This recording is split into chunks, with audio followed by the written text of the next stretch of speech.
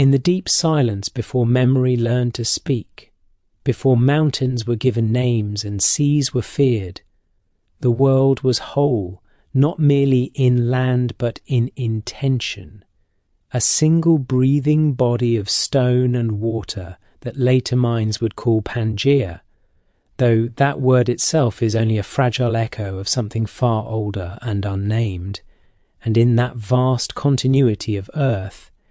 ancient texts suggest there may have been a continuity of mind as well, a civilization so early that it did not think of itself as ancient, because nothing yet had been lost. It lived before history needed to remember, before myth was required to explain ruins, and if we allow ourselves the quiet luxury of asking what if, then we must imagine a culture born not in isolation but in planetary unity, a people who looked upon an unbroken horizon and saw not borders but pathways, whose knowledge was shaped by a world without edges, where the sun rose and set over the same landmass and the stars traced identical meanings for every human eye that watched them. Archaeology, bound by stone and bone, hesitates here, because such a civilization would predate the sediments, we trust, resting instead in layers long subducted, melted, or scattered by continental drift, yet mythology, that stubborn survivor of forgotten truth, whispers strangely consistent themes across continents now oceans apart, tales of a first age, a golden beginning, a time when gods and humans spoke without intermediaries, when knowledge was received rather than discovered, and when catastrophe, not progress, marked the turning of eras. What if those myths are not metaphors but memories softened by time, carried like genetic shadows through language and ritual, pointing back to a shared origin before the land itself began to tear? Geological time moves with a patience that dwarfs civilizations, but there was a moment, slow yet irreversible, when the world began to pull itself apart, when heat and pressure beneath the crust initiated fractures that would one day become oceans, and ancient texts suggest that great changes in the heavens or the earth are rarely silent for those living through them. So, what would it mean for a civilization, however advanced or spiritually attuned, to witness the ground beneath its cosmology begin to drift, rivers altering course, climates subtly shifting, familiar stars no longer aligning as they once did? Knowledge rooted in harmony with the land would find itself destabilized, temples aligned to solstices would begin to fail, sacred geographies would lose their precision, and the unity that once made travel and communication seamless would gradually stretch into dangerous distance. Some philosophies tell us that wisdom is not merely accumulated, but also lost when the conditions that sustain it collapse, and if the first civilization was dependent on planetary coherence, then fragmentation itself may have been its undoing, not through sudden annihilation, but through a long, mournful dispersal, generations born into a world increasingly unfamiliar, inheriting symbols without context, rituals without the environment that gave them meaning. Imagine scholars of that age debating whether the changes were cyclical or terminal, whether adaptation was possible or whether the world itself was entering a phase of forgetting.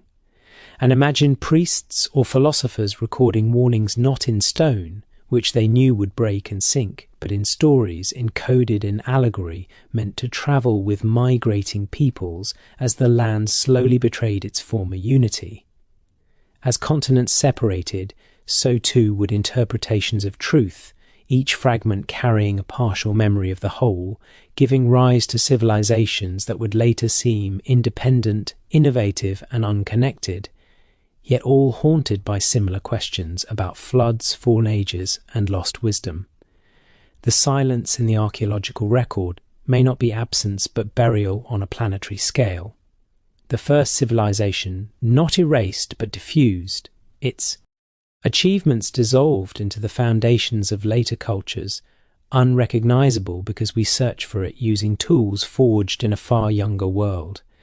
If this were so, then the splitting of Pangea was not merely a geological event, but a metaphysical one, a sundering of shared consciousness into localized realities, each convinced of its own primacy, each dimly recalling a time when the world itself was one story instead of many. And if our myths, our longings for unity, our recurring dreams of a lost beginning are echoes of that primal separation, then the question that lingers in the dark is not whether the first civilization existed,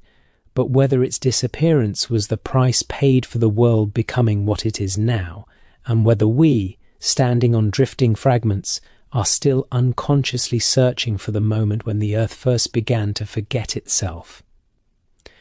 As the slow violence of separation continued, the people who may have lived upon that unified land would not have named it catastrophe, at least not at first, because catastrophe is only visible in retrospect, and to those living within it, change arrives disguised as anomaly, as seasons slightly out of rhythm, as coastlines that no longer behave, as animals migrating in patterns that defy inherited knowledge. And ancient texts suggest that the earliest wisdom traditions were not built on conquest or expansion, but on attunement, on reading the subtle language of earth and sky. So a civilization shaped by such listening would have felt the planet's restlessness long before the oceans announced it definitively. In this imagined world, scholars were not separate from priests, and astronomers were not distant from farmers, because knowledge was holistic, woven into survival itself, and when the ground began to stretch and fracture, it would have challenged not only engineering but meaning, forcing a confrontation with the unsettling possibility that the cosmos itself was impermanent. What if the first debates of existential philosophy were not born in city-states or academies, but around ancient fires where elders struggled to explain why sacred mountains cracked, why inland seas tasted increasingly of salt, why the stars no longer rose where they once had, and whether the order they believed eternal was, in fact, only provisional.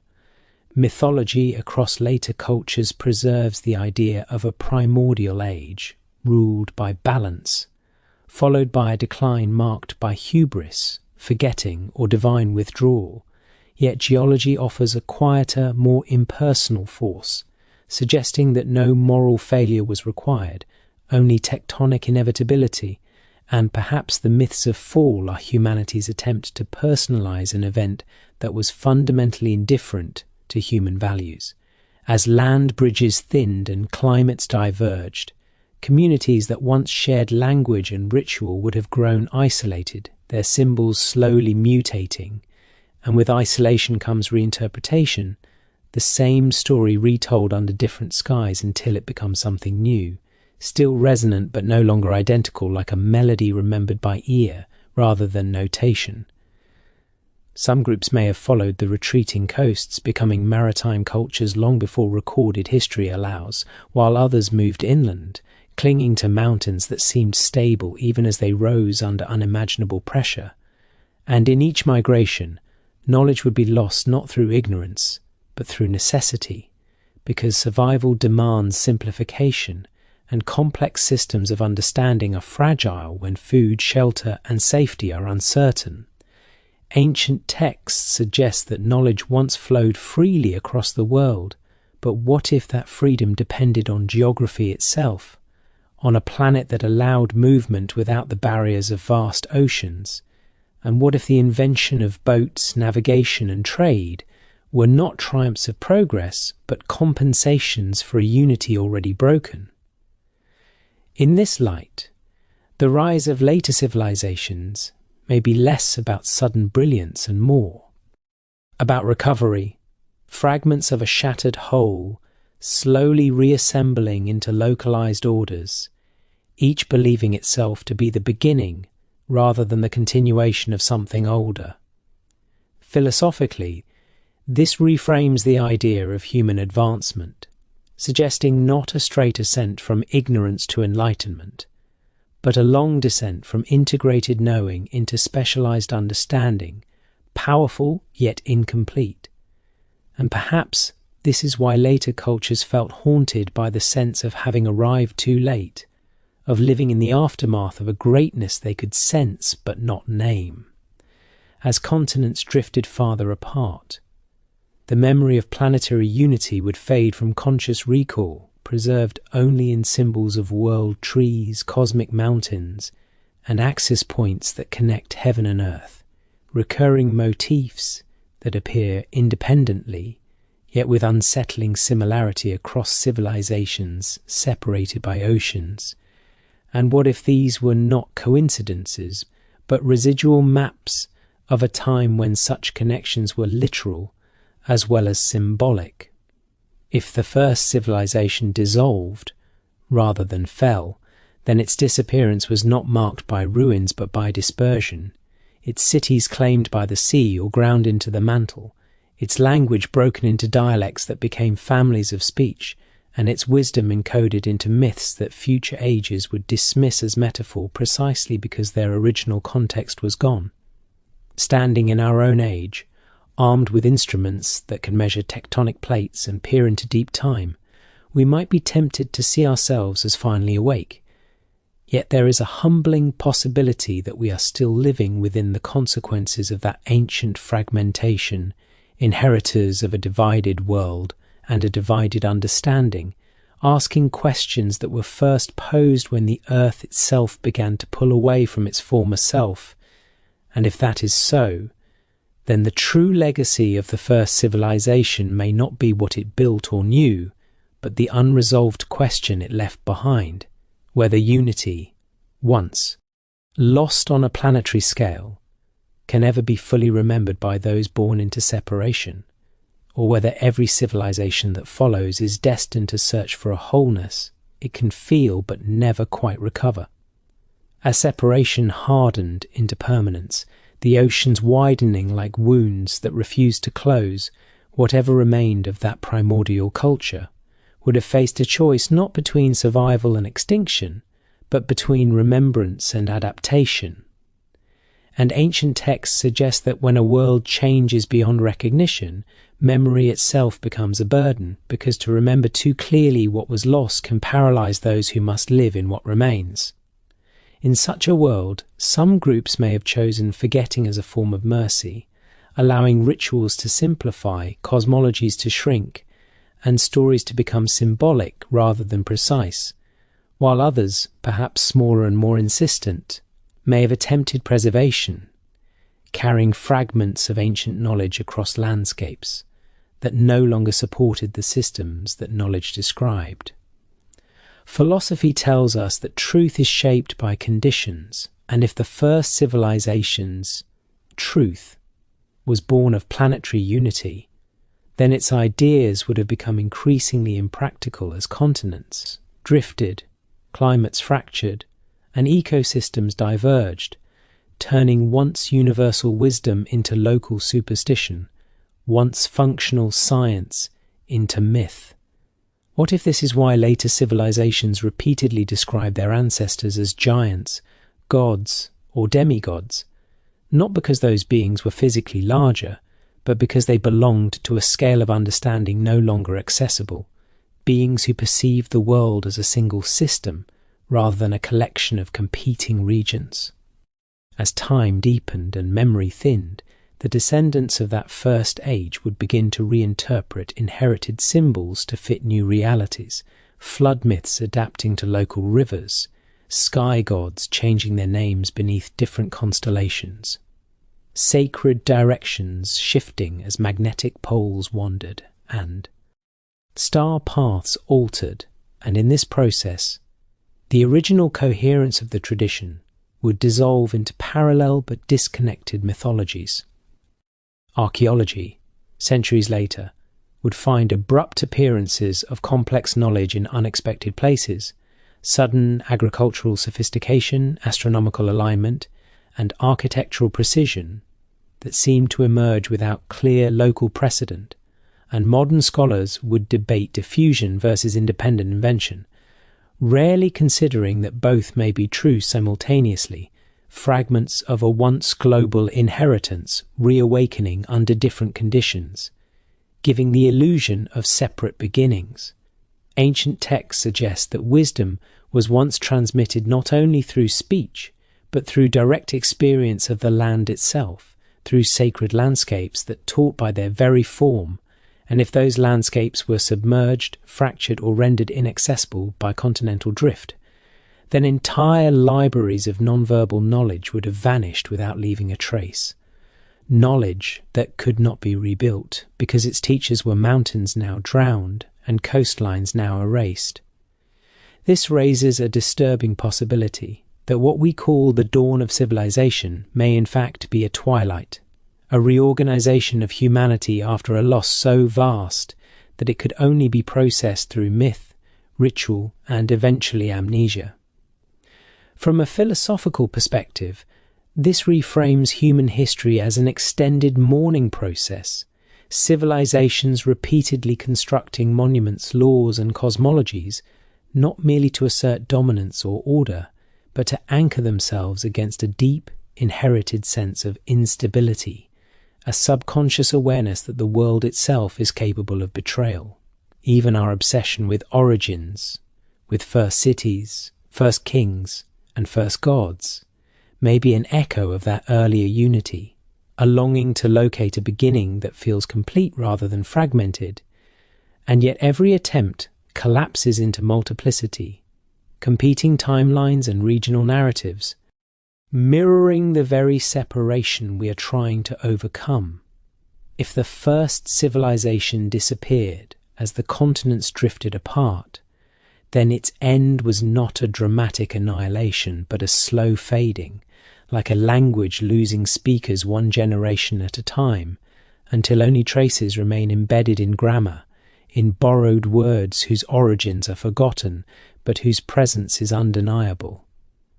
And if this fading shaped the psychological foundation of all later cultures, then perhaps humanity's recurring fear of collapse, our fixation on endings and cycles of destruction, is not merely anxiety about the future, but a memory of a loss already endured on a planetary scale. Standing at the edge of this idea, we are left with a question that is less historical than existential: whether the story of civilization is one of continuous progress toward unity, or an endless adaptation to fragmentation, and whether the deepest mysteries of our past are not hidden in undiscovered ruins, but in the spaces between cultures, oceans, and disciplines, where a once whole world quietly slipped beyond our ability to remember it as it truly was. As the memory of unity dissolved into legend, the survivors of that ancient dispersal would have faced a subtle but profound transformation, one that reshaped not only their environments, but their sense of self, because identity, like land, depends on continuity, and ancient texts suggest that when continuity breaks, meaning fractures alongside it. In the imagined aftermath of Pangea's slow unravelling, humans would no longer experience themselves as participants in a planetary story, but as inhabitants of increasingly bounded worlds, their horizons narrowed by oceans that had once been shallow crossings or non-existent altogether. And with that narrowing came a shift in consciousness, from holistic awareness to territorial belonging. Philosophy reminds us that the way a people conceives the world determines the way it conceives truth, and so truth itself would have become regional, shaped by local climates, local gods, and local survival strategies, replacing a shared cosmology with competing interpretations of reality. What if the rise of conflict, hierarchy, and domination in later civilizations was not an inevitable outcome of human nature, but a psychological adaptation to fragmentation, a way to impose artificial order on a world that no longer felt inherently unified?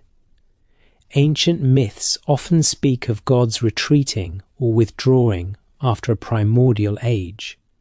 And perhaps this is not a theological statement, but a symbolic one, reflecting humanity's growing distance from a world that once spoke directly through land and sky, a world that no longer offered the same coherence of meaning.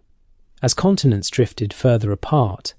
the descendants of the first civilization may have developed increasingly abstract systems of thought to compensate for the loss of experiential unity, inventing writing, law, and formal religion, not as marks of progress alone, but as prosthetics for a deeper connection that could no longer be sustained organically. Archaeology shows us that the earliest monumental architectures often appear suddenly, fully formed, as if inspired by something already known. And what if these structures were attempts to recreate, in stone and geometry, a sense of cosmic alignment that had once been effortless, an effort to anchor human life against the slow, indifferent motion of the planet itself? In this light, temples and pyramids become less about worship and more about memory, physical efforts to stabilize a universe that had proven itself unstable, monuments built not only to honor gods, but to reassure humanity that order could still be constructed, even if it no longer emerged naturally from the land. Ancient texts suggest that time itself was once experienced differently, not as a linear march forward, but as a living cycle, and the fragmentation of the world may have forced a new relationship with time, one marked by urgency, scarcity, and the fear of decline, giving rise to histories obsessed with beginnings and endings, golden ages and final judgments.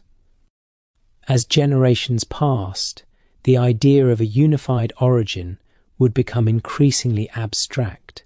preserved in symbols of world floods, shattered heavens, and divided tongues, stories that later scholars would dismiss as myth precisely because their scale exceeded the historical imagination shaped by a divided world. Yet philosophy cautions us that myth is often history compressed beyond recognition, truth rendered symbolic so it can survive when literal memory cannot. And if so, then the persistence of these stories across cultures may be less about coincidence and more about inheritance. If the first civilization disappeared not in fire or flood, but in slow geological silence, then its true destruction was psychological, the loss of a worldview capable of holding the planet as a single, meaningful whole, and the civilizations that followed were born into that loss, tasked with rebuilding meaning on fragments that no longer fit together. And if this interpretation holds even partially true, then the unease that runs beneath human history, the recurring sense that something essential has been misplaced, may not be an illusion or a flaw, but an echo of a world once known and no longer accessible, leaving us to wonder whether the drive to explore, connect, and unify is a forward-looking ambition or a backward-reaching instinct, a longing to restore what was quietly taken when the earth itself began to drift apart. As humanity adapted to a world increasingly defined by distance, the echoes of that primordial unity would not vanish entirely, but would reappear in unexpected forms, resurfacing in moments of collective intuition, in the sudden convergence of symbols, and in the shared human impulse to search the sky for meaning, as though the heavens still held the map of a world once whole. Ancient texts suggest that the stars were humanity's first language, a universal script written above all lands, and in an age before continents fully separated,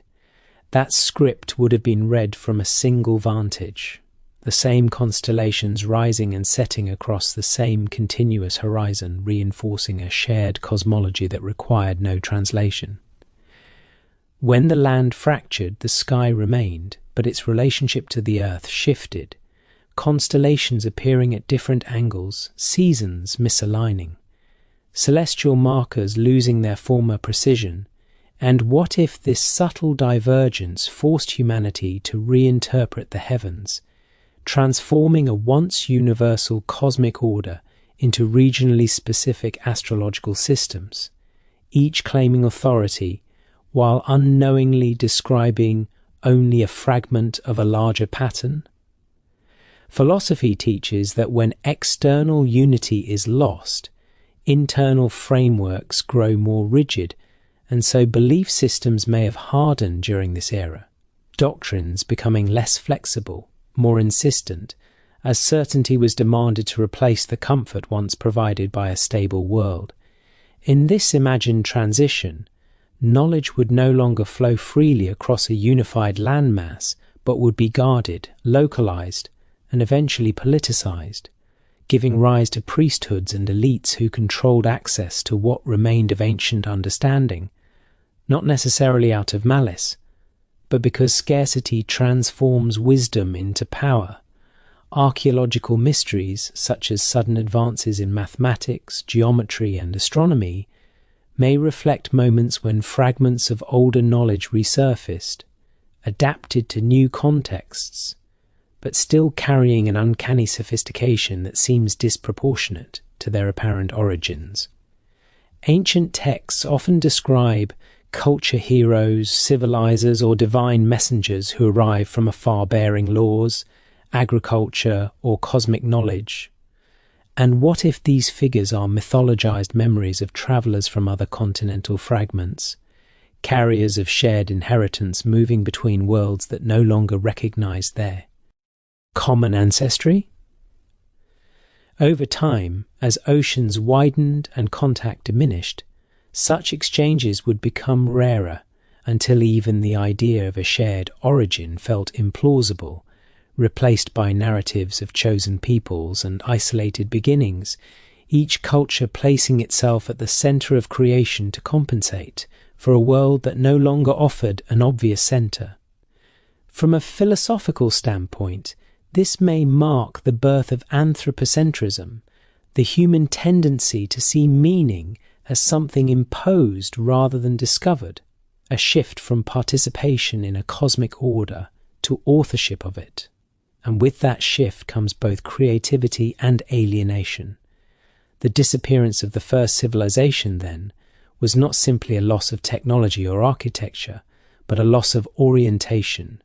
a forgetting of how to exist within a world that did not require constant interpretation because it already made sense as a whole.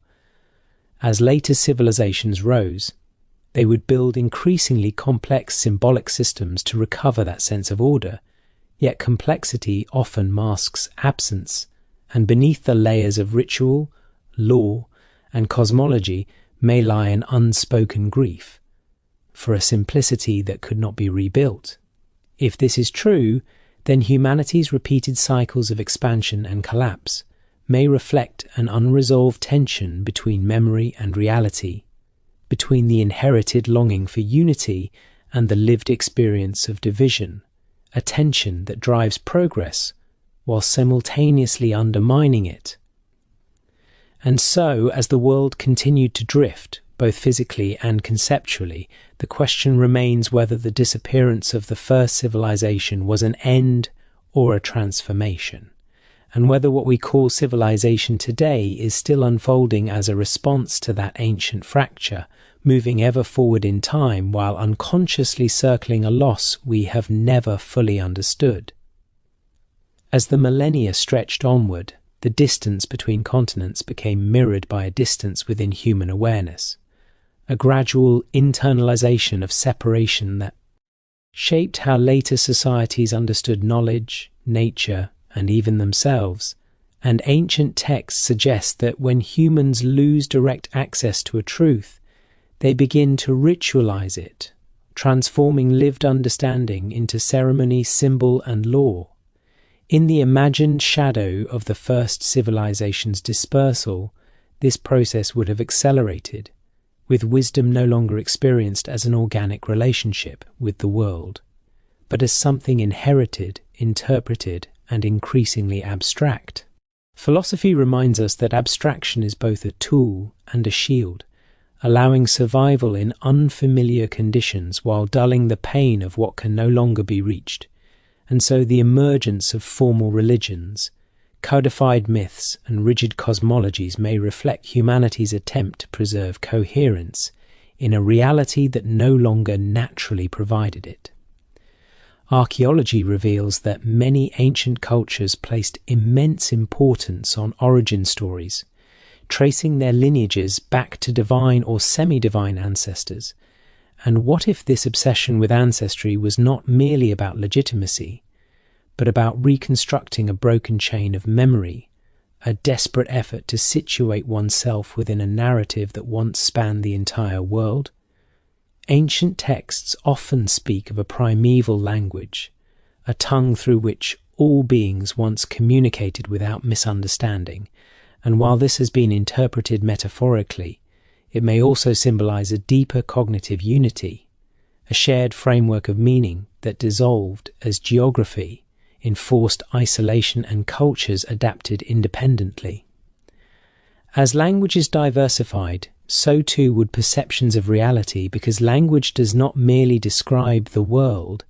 it shapes the way it is experienced, and the fragmentation of speech may have reinforced the fragmentation of thought,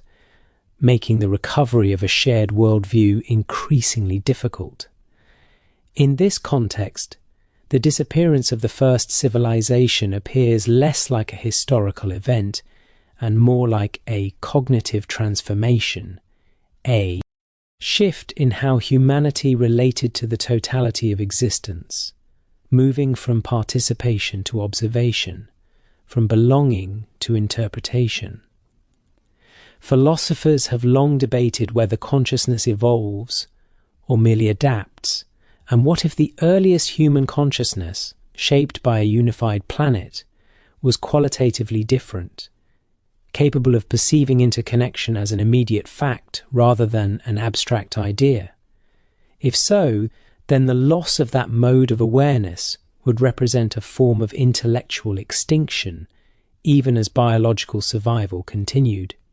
Ancient myths of a fall from grace, of expelled paradises and forbidden knowledge, may encode this transition, not as punishment but as consequence, the inevitable result of a world that no longer supported such integrated perception. As civilizations matured in isolation, they would develop remarkable innovations, yet each innovation would emerge within a narrower frame of reference, powerful locally but incomplete globally. And this may explain why later cultures achieved extraordinary feats while remaining blind to patterns that only a planetary perspective could reveal. Even today, as science begins to reconstruct continental drift and deep time, we are still piecing together a puzzle whose original image we have never seen, relying on fragments to imagine a whole that may exceed our conceptual limits. If the first civilization disappeared with the splitting of Pangea, then its greatest legacy may be the unresolved tension between what humanity once was and what it became. A tension that continues to drive inquiry, spirituality, and the restless search for meaning. And if that tension has shaped every civilization since, then we must ask whether our own age, with its renewed capacity to see the planet as a single system, is approaching a threshold not of technological singularity, but of remembered unity, or whether we are merely repeating the cycle, mistaking analysis for understanding, and progress for wholeness, still. Uncertain whether the world we inhabit can ever again support the kind of civilization that disappears, not in collapse, but in forgetting. As awareness narrowed and civilizations grew within their own horizons, the remnants of that ancient unity would increasingly manifest not as shared knowledge, but as shared longing, a subtle ache woven into human culture that expressed itself through art, philosophy, and the persistent intuition that something essential lay beyond immediate perception. Ancient texts suggest that wisdom, when it can no longer be lived directly, seeks expression through symbol, and so poetry, music, and ritual may have become the final vessels of a truth too large to survive in practical form.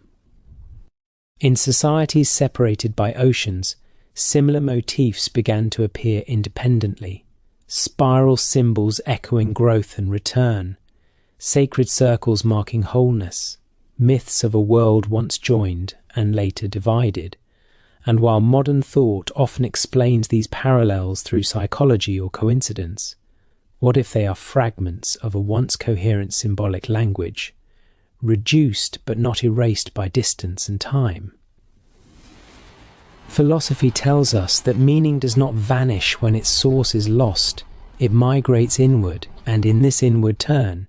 humanity may have developed introspection, self-reflection, and the concept of an inner world precisely because the outer world no longer provided a unified framework of meaning. The disappearance of the first civilization, then, may have catalyzed the birth of the self as we now understand it, an interior refuge constructed in response to an exterior that had become unstable and divided. Archaeological evidence shows an increasing emphasis on burial practices, ancestor veneration, and concern with the afterlife as societies grew more isolated, and perhaps this reflects a growing preoccupation with continuity beyond the visible world, an attempt to reclaim, through time rather than space, the unity that geography had denied. Ancient texts often speak of hidden realms, underworlds, and celestial domains accessible only through initiation or death. And what if these were not fantasies of escape, but symbolic compensations for a lost ability to move freely across a once continuous land, metaphysical journeys replacing physical ones no longer possible? As generations passed, the idea of a first civilization would become increasingly abstract, transformed into stories of gods who shaped the earth, heroes who travelled impossible, distances and catastrophes that reset the world, narratives that encoded geological memory into moral and cosmic drama. Yet philosophy cautions that abstraction, while protective, also distorts, and over time, these stories would lose their grounding in lived reality, becoming tools of power, identity, and division rather than remembrance. If the first civilization vanished through dispersion, then later civilizations may have inherited its memory in distorted form, using fragments of ancient symbolism to justify new hierarchies, new borders, and new claims of divine favour, inadvertently deepening the separation that began with the land itself. From this perspective, history becomes a long negotiation between remembrance and reinvention, with each culture balancing inherited echoes of unity against the practical demands of localized existence. Even the modern scientific impulse to classify, categorize, and divide knowledge into disciplines may reflect this ancient adaptation, an attempt to manage complexity in a world no longer perceived as an integrated whole. And yet, beneath this fragmentation, there persists a countercurrent, moments when humanity glimpses its planetary condition through art, philosophy, or science, sensing once again that the divisions we inhabit are not absolute, but contingent. If these moments are echoes of a deeper memory,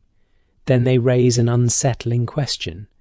whether the first civilization truly disappeared or whether it survives in attenuated form within human consciousness itself, waiting for conditions that allow its mode of understanding to re-emerge, and if so, whether our current age of global connection represents a genuine return toward unity, or merely another illusion of wholeness built upon technologies that may themselves deepen the fractures they claim to heal. As the long memory of planetary unity receded further into the unconscious, humanity's relationship with nature itself underwent a profound inversion, shifting from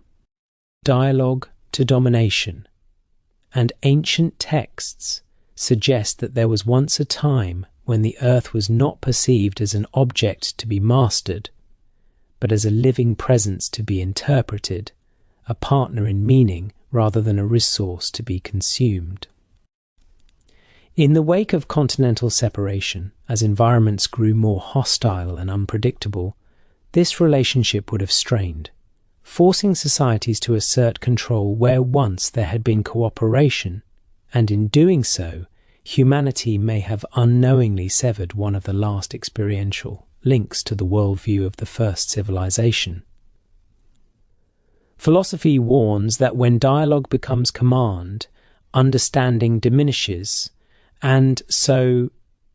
the technological ingenuity that later civilizations developed may have been accompanied by a quiet erosion of ecological wisdom, a forgetting of how to listen rather than impose. Archaeology reveals cycles of overexpansion and collapse, civilizations rising through mastery of land and water, only to fall when those systems exceeded the limits of their environments. And what if these repeated failures reflect not ignorance, but the absence of a holistic, planetary perspective that once moderated human ambition? Ancient myths of angry earth deities, floods, droughts, and fires punishing human excess may encode this lesson, not as superstition, but as memory of a time when imbalance had consequences that could be felt across an entire unified landmass, consequences now experienced only locally, fragment by fragment. As continents drifted farther apart, disasters became regional rather than global, allowing humanity to misinterpret them as isolated events rather than symptoms of a deeper disconnection, reinforcing the illusion that control was possible without comprehension. Over generations, this illusion would harden into ideology, progress defined as extraction, expansion, and accumulation, while the quieter values of equilibrium and restraint faded into moral teaching rather than lived necessity. Yet beneath this outward trajectory, ancient texts suggest that there remained individuals and traditions that sensed the loss. Hermetic philosophies, shamanic practices, and mystery schools that sought not to conquer nature, but to remember humanity's place within it, often speaking in paradox and symbol because literal language no longer sufficed. These traditions, scattered and often persecuted, may represent attempts to preserve fragments of the first civilization's orientation toward the world, adapted to fragmented conditions, but still oriented toward wholeness. Philosophy recognizes that suppressed knowledge rarely disappears. It migrates to the margins, where it survives in altered forms, awaiting contexts in which it can again be understood. If this is true, then the disappearance of the first civilization was never absolute, but conditional, its mode of being incompatible with a divided planet, yet not entirely erased from human potential. As modern humanity begins to perceive the Earth once more as a single system,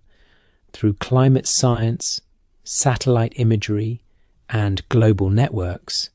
we may be unknowingly approaching the cognitive conditions that once gave rise to that primordial worldview, standing again at the threshold of planetary awareness. The question that emerges is whether this renewed vision will lead to remembrance or repetition, whether we will integrate our technological power with a recovered sense of unity, or continue to impose fragmented solutions on an interconnected world, and whether the fate of the first civilization serves as a warning encoded in deep time,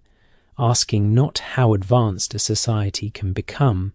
but how whole it must remain to endure. As humanity edged closer to a renewed awareness of planetary interconnectedness, the echoes of the first civilization's disappearance began to take on a new resonance, no longer as distant myth, but as a cautionary pattern repeating itself under different conditions. And ancient texts suggest that history does not repeat in form, but in structure, reenacting unresolved tensions until they are consciously addressed. In this light, the splitting of Pangea becomes more than an ancient geological event. It becomes a template for understanding how external fragmentation and internal division mirror one another, shaping the rise and decline of civilizations across deep time. Philosophy teaches that awareness expands in cycles, often triggered by crisis, and it is during moments of perceived global instability that humanity becomes capable of seeing itself not as isolated cultures, but as a single species bound to a single world. Archaeology shows that periods of rapid transformation are often preceded by long accumulations of imbalance. And what if the first civilization sensed this long before its dissolution, recognizing that the unity sustaining its way of life was eroding, even if the full consequences lay beyond any individual lifetime? Ancient texts often speak of watchers, seers, or elder councils who foresaw great changes but were powerless to halt them. Figures who serve as moral witnesses rather than agents of control, and perhaps these stories preserve the memory of those who observed the planet's slow transformation and understood that adaptation, not resistance, was the only viable response. If so, then the dispersal of the first civilization was not a failure of foresight, but an acceptance of inevitability, a recognition that no society, however integrated, can remain unchanged when the foundations of the world itself shift. As continents separated and cultures adapted independently, humanity's shared heritage fractured into specialized knowledge systems, each brilliant within its domain yet blind to the whole. And this specialization, while enabling extraordinary progress, also carried the risk of losing sight of interdependence. Philosophy warns that when parts forget the whole, systems become unstable, and the modern world, with its interconnected technologies and fragmented ethics, may be approaching a similar threshold, not of geological separation, but of cognitive and moral divergence. Ancient myths of cyclical destruction, of worlds renewed through fire or flood, may not predict literal endings, but rather encode an understanding that civilizations must periodically realign with the conditions that sustain them, or risk dissolution. The disappearance of the first civilization, then, can be read as an early chapter in this recurring narrative, a demonstration of how even the most harmonious systems are vulnerable when their environmental context changes beyond their capacity to adapt. As we reconstruct the story of continental drift and deep time, we may also be reconstructing a lost humility, an awareness that human structures are provisional, dependent on forces far older and larger than culture or belief. Standing at this juncture, we are confronted with an unsettling possibility that the knowledge allowing us to see the planet as a unified system has emerged once before and was lost not through ignorance but through transformation, and that our current moment represents not a new beginning but a return to a question left unanswered millions of years ago. If that is so, then the true challenge facing humanity is not technological mastery, but integration, the ability to align knowledge, ethics, and planetary awareness into a coherent whole. Whether we succeed or fail may determine not only the future of our civilization, but whether the first civilization's disappearance remains a cautionary memory, or becomes a prophecy fulfilled in another form, leaving us to ask in the quiet space between past and future, whether unity, once glimpsed and then lost, can ever be sustained in a world that is always inevitably in motion. As the deep currents of time carry us further from that primordial moment, the idea of the first civilization begins to feel less like a relic of the past and more like a mirror held up to the present, reflecting patterns that persist regardless of era. And ancient texts suggest that what is forgotten does not vanish. It waits, shaping events from beneath awareness until it is either integrated or repeated. In this sense, the splitting of Pangea and the disappearance of the civilization that may have depended upon its unity can be read as an archetype of transformation, illustrating how systems collapse not only when they are weak, but when they are no longer aligned with the conditions that once sustained them. Philosophy reminds us that adaptability is not merely technological but perceptual, requiring the ability to revise fundamental assumptions about reality, and perhaps the first civilization's greatest limitation was not lack of foresight, but the impossibility of imagining a world fundamentally unlike the one that had shaped its consciousness. As continents drifted and oceans formed, humanity was forced into a prolonged experiment in reinvention, learning to generate meaning locally rather than globally, to construct coherence in fragments rather than inherit it as a given. Archaeology shows us that this reinvention was remarkably successful in practical terms, yielding diverse cultures, technologies and philosophies, yet the recurring theme of loss embedded in myth suggests that something essential was sacrificed in the process, an intuitive sense of belonging to a world that did not need to be explained because it was already understood. Ancient texts often speak of a hidden order underlying apparent chaos, a harmony accessible only through wisdom or initiation. And what if this hidden order is not metaphysical at all, but a faint memory of a time when the world's structure was perceptible through direct experience, when geography itself reinforced coherence rather than obscuring it? In the modern age, science has begun to recover aspects of this lost vision, revealing plate tectonics, deep time, and planetary systems that operate beyond human intention. Yet this knowledge arrives stripped of meaning, descriptive rather than participatory, leaving humanity informed, but still estranged.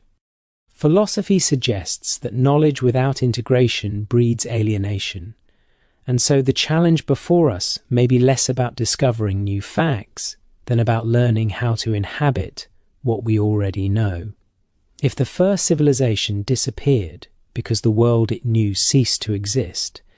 then our own civilization may face a similar test, not from drifting continents, but from rapid technological and environmental transformations that challenge the assumptions underlying modern life.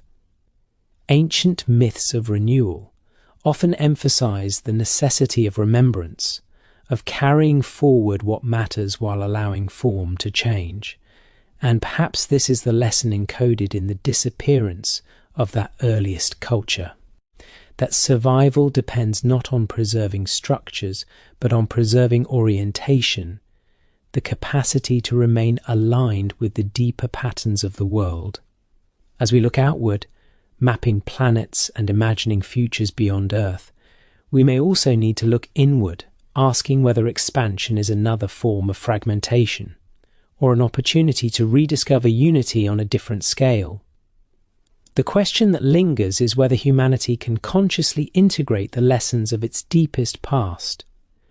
recognizing the disappearance of the first civilization not as a failure, but as an initiation into a more complex relationship with change, or whether we will continue to mistake fragmentation for progress, repeating ancient patterns under new names. And as this reflection deepens, it leaves us suspended between memory and possibility, wondering whether the story of the first civilization is truly behind us, or whether it is still unfolding through us, shaping a future that has yet to decide whether unity is something to be rebuilt, or something that can only ever be remembered after it is gone. As the narrative presses forward into deeper abstraction, the first civilization begins to dissolve almost completely from material consideration, existing instead as a structural absence, a negative space around which all later histories organize themselves, and ancient texts suggest that absence can be as formative as presence, shaping behavior through what can no longer be accessed, rather than what remains visible. In this sense, the disappearance of that primordial culture may have acted as a silent architect of human ambition, embedding within later societies an unspoken drive to overcome limitation, to conquer distance, to rebuild bridges across a world that no longer offered them freely. Philosophy reminds us that desire often originates in loss, and the relentless human impulse to explore, map, and unify may be less a product of curiosity than of an inherited disquiet, a restlessness born from an ancient rupture between humanity and its planetary context. As civilizations matured in isolation, they developed increasingly sophisticated tools to compensate for separation, writing to preserve memory across generations, ships to cross expanding oceans, empires to impose coherence across fragmented lands. And yet each solution introduced new forms of division, hierarchies, exclusions, and conflicts that mirrored the original fracture on a social scale. Ancient texts often warn that power acquired without wisdom accelerates decline. And what if this warning reflects an ancestral understanding that control, when detached from holistic awareness, destabilizes the very systems it seeks to secure? The first civilization, imagined as existing within a naturally integrated world, may not have required domination to survive, because coherence was built into the environment itself, whereas later societies, born into fragmentation, were forced to manufacture unity through force, ideology, or abstraction. Archaeology shows that as civilizations grew more complex, they also became more brittle, dependent on narrow resource flows and rigid structures that collapse catastrophically when disrupted, suggesting that fragmentation breeds vulnerability even as it enables specialization. Philosophy further suggests that when systems become too complex to be understood as wholes, they lose resilience, a lesson that resonates uncomfortably with the modern world's interdependent yet poorly integrated global networks. Ancient myths of towers reaching the heavens, languages dividing, and humanity scattering across the earth may encode not a single event, but a recurring pattern, the tendency of human systems to overextend in an attempt to recover lost unity, only to fracture again under their own weight. If the first civilization vanished because it could not survive the transformation of the world it inhabited, then later civilizations may be vanishing for a different but related reason, because they create worlds their own consciousness cannot fully comprehend or sustain. In this light, history appears less as a series of unrelated rises and falls, and more as a continuous oscillation between integration and fragmentation, with each cycle carrying forward unresolved tensions from the last. The lingering question is whether this oscillation is inevitable, a feature of consciousness itself, or whether it reflects a lesson that has yet to be learned, one that the first civilization encountered without precedent. As we stand within our own moment of transformation, aware of planetary limits and global interdependence, yet constrained by inherited divisions, we are, in a sense, replaying the conditions of that ancient dispersal on a cognitive and technological level. Whether this replay leads to deeper fragmentation or to a new form of unity may depend on our ability to recognize the pattern itself, to see the disappearance of the first civilization not as a distant mystery, but as an unfinished conversation about how intelligence survives change without losing coherence. And if that conversation has been carried forward unconsciously through myth, philosophy, and history, then the task before us is not to uncover definitive proof of a lost civilization, but to ask whether we are capable of becoming the kind of civilization that does not disappear when the world inevitably transforms again. As the arc of this contemplation bends toward its most inward point, the first civilization can no longer be approached as an external subject of study, because its disappearance begins to resemble an internal process still unfolding within human consciousness. And ancient texts suggest that the most profound losses are those that reshape perception itself, leaving no clear memory of what was lost, only a change in how the world is felt. In this sense, the splitting of Pangea and the dispersal of that primordial culture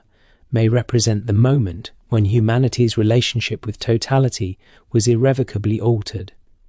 when the world ceased to be experienced as an immediate whole and became something to be reconstructed through symbols, measurements, and belief.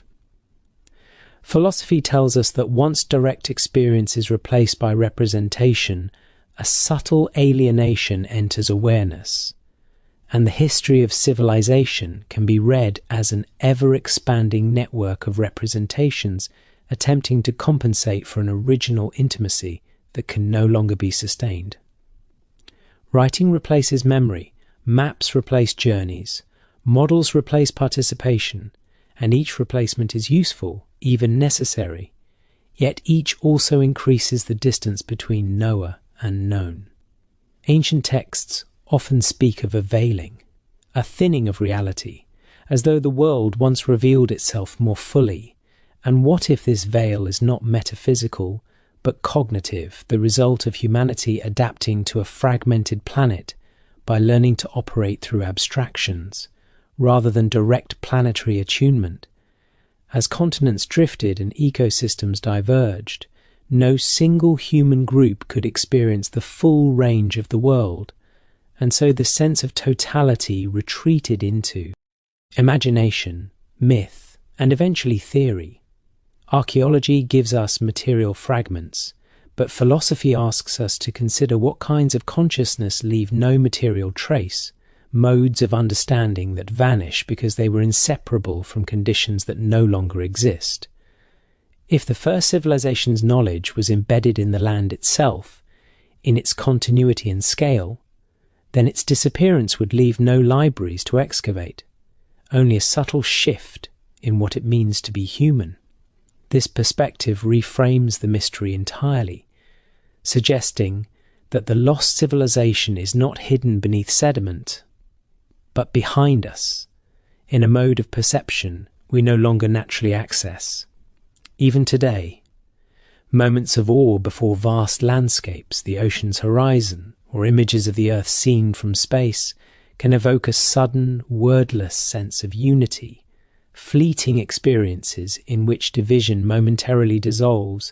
and perhaps these moments are not new insights, but ancient ones briefly remembered. Ancient texts suggest that wisdom returns in cycles, but only to those prepared to receive it, and preparation may require not accumulation of knowledge, but the release of assumptions that fragment understanding into manageable but isolated parts. If this is so, then the disappearance of the first civilization was not a failure to survive change, but a transition that humanity has been navigating ever since, learning, slowly and imperfectly, how to live in a world where unity is no longer given, but must be consciously cultivated. The question then becomes whether such cultivation is possible at scale,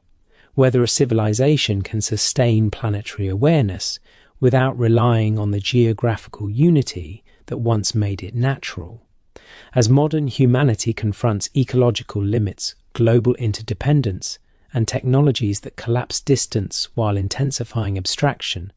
we are again pressed against the boundary between participation and representation, between belonging to a world and managing it. The unresolved tension carried forward from the first civilization thus resurfaces, asking whether awareness can mature beyond fragmentation, or whether every attempt at unity will remain temporary, dissolving as conditions change. Standing at this threshold, we are left not with answers,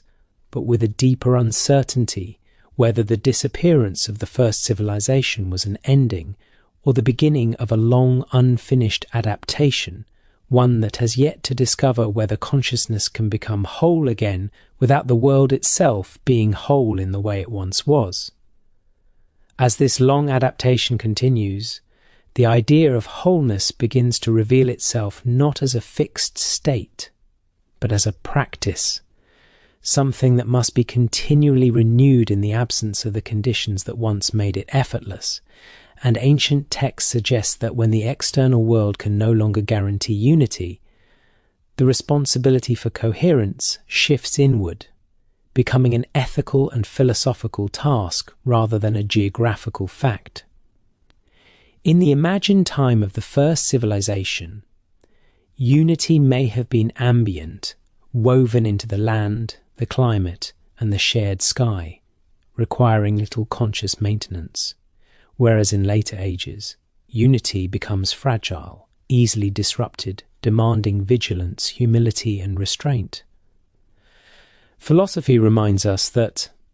what is effortless is rarely examined, and perhaps the disappearance of that primordial culture was the first moment humanity was forced to confront the mechanics of meaning itself, to ask not only what the world is,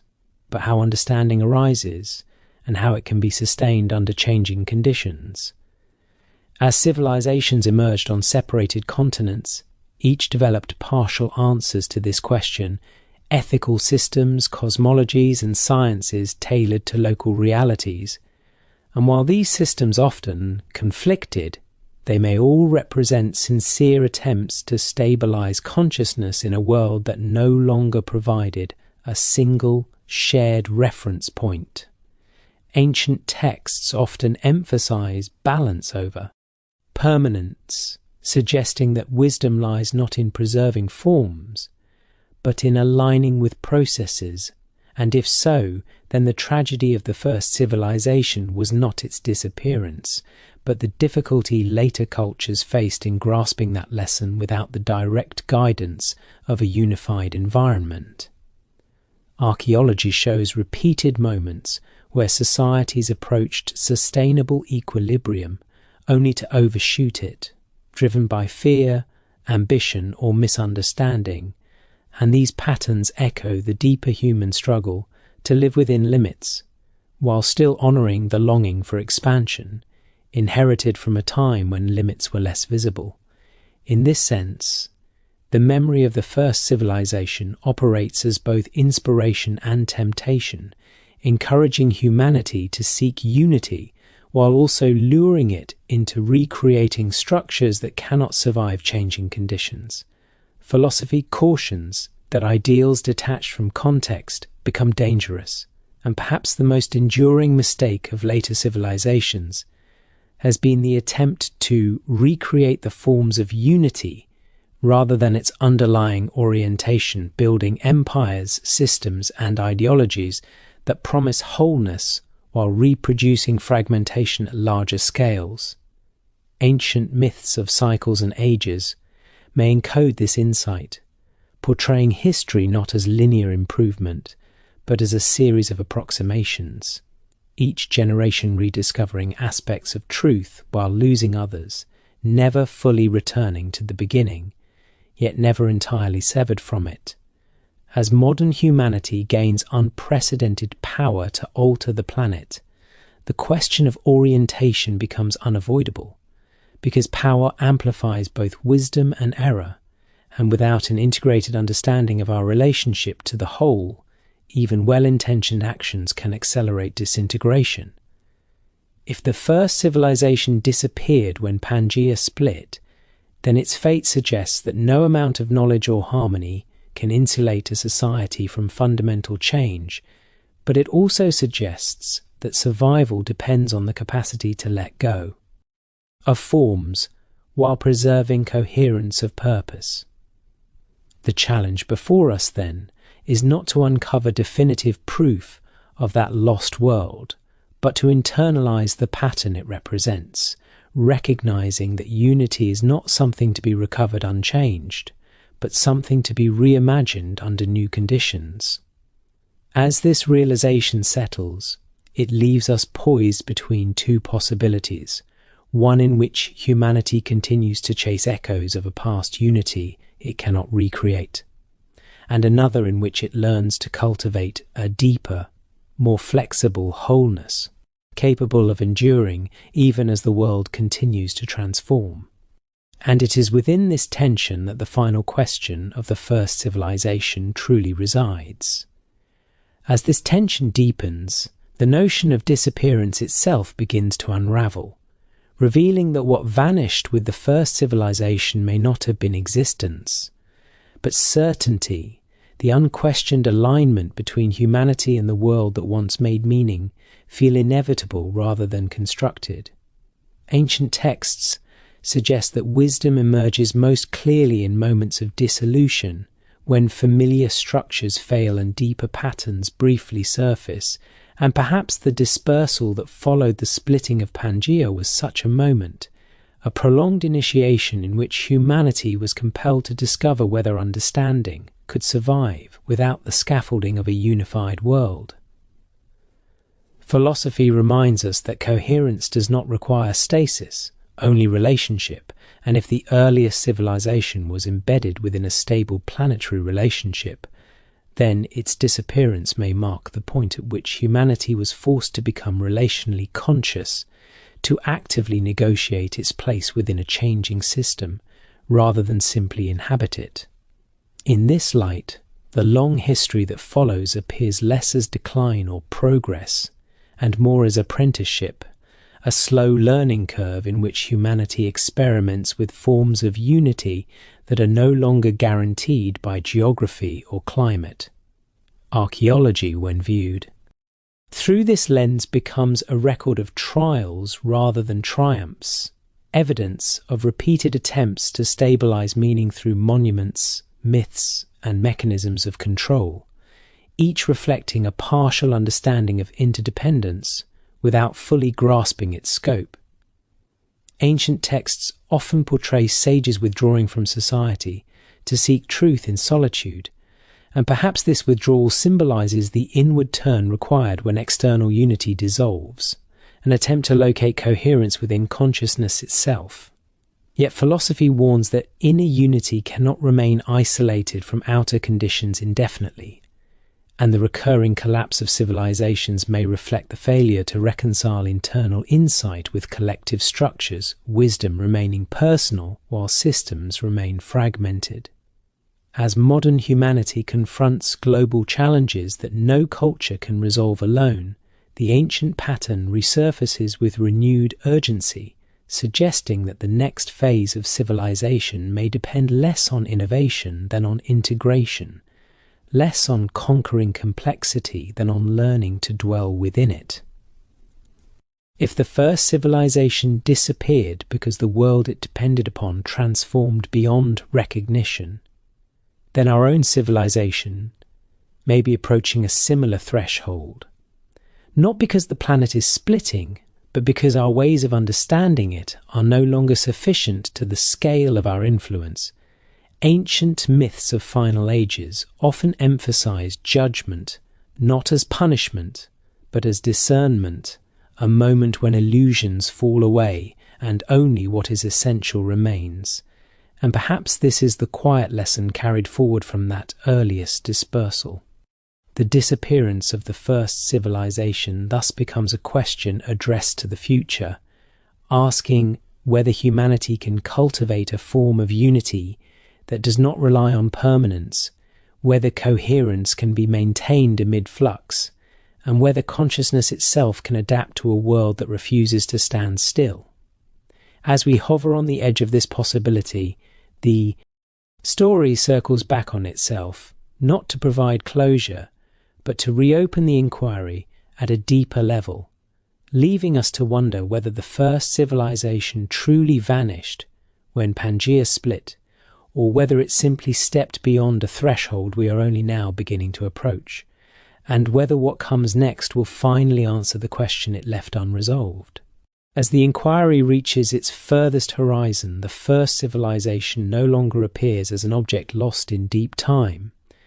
but as a measure against which all subsequent civilizations are silently tested,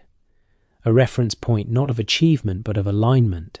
An ancient text suggests that the ultimate wisdom of any age is revealed not by what it builds, but by how it responds when the ground of its existence begins to shift. If that primordial culture disappeared, as Pangea slowly fractured, then its fate was not sealed by ignorance or excess, but by an encounter with change so vast that it exceeded every inherited framework of understanding, forcing humanity into a long exile from certainty itself. Philosophy teaches that exile is not merely a removal from place, but a transformation of awareness. And in this sense, all later human history may be read as life after exile, an extended attempt to learn how to live without the guarantees once provided by a unified world. The continents drifted, oceans widened, climates diverged, and with them diverged the stories humanity told itself about order, purpose, and belonging.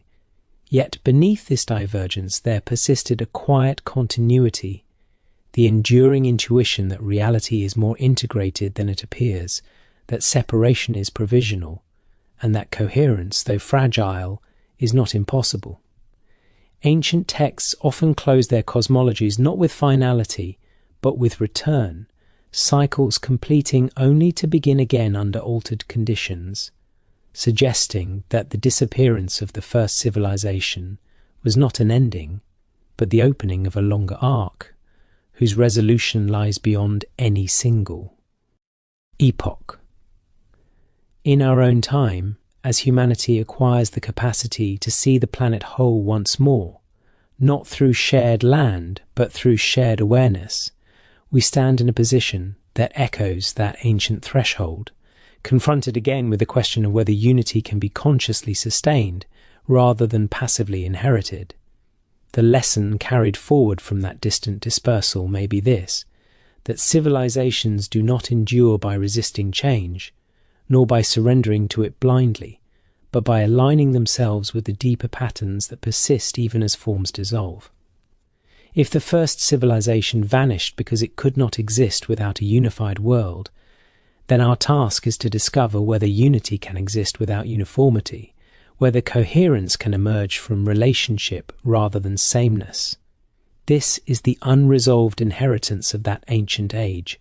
a question passed silently through myth, philosophy, and history, awaiting a moment when humanity is capable of hearing it without illusion. And as we reflect on the possibility that the first civilization disappeared when Pangea split,